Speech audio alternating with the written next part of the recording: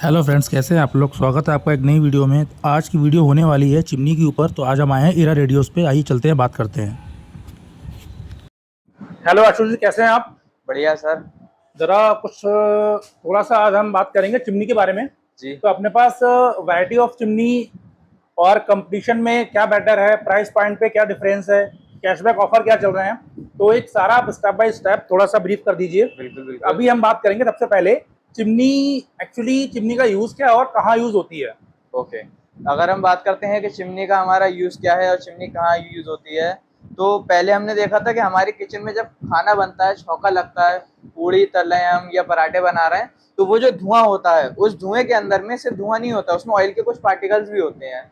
वो ऑयल के पार्टिकल्स हमारी किचन की वार्डरोब्स या जो हमने डिज़ाइन किया हुआ है अपने किचन को पूरे अच्छे तरीके से, तो उसके ऊपर में लग जाता है। फिर वो क्या है, बहुत ऑयली ऑयली और गंदा सा फील होता है। तो हमने उसको बचने के लिए लगाई हमने एग्जॉस्ट। एग्जॉस्ट क्या करती थी कि वो धुआं सारा खींच लेती थी, ऑयल के पार्टिकल सारे खींचती थी, बट जहाँ पे एग्जॉस्ट लगा होता था वहां पे सारा ऑयल का आ जाता था, वो पूरा वहां पे ब्लैक ब्लैक दिखता था, गंदा सा दिखता था।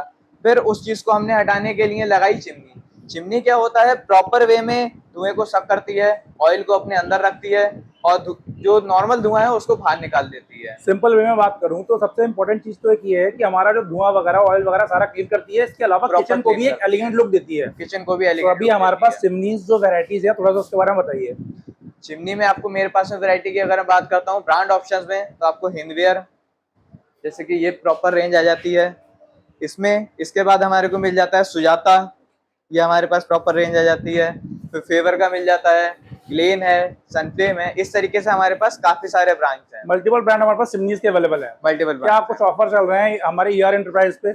अभी अगर हम ऑफर्स की बात करते हैं, अगर हम हिंदवेयर को देखें जो कि सोमानी ग्रुप है, तो हिंदवेयर में हमारे को जो ऑफर मिलता है वो है प्राइस का। इस प्राइस में हमारे को जो आती है, इसकी एमआरपी 34,990 रहने वाली है।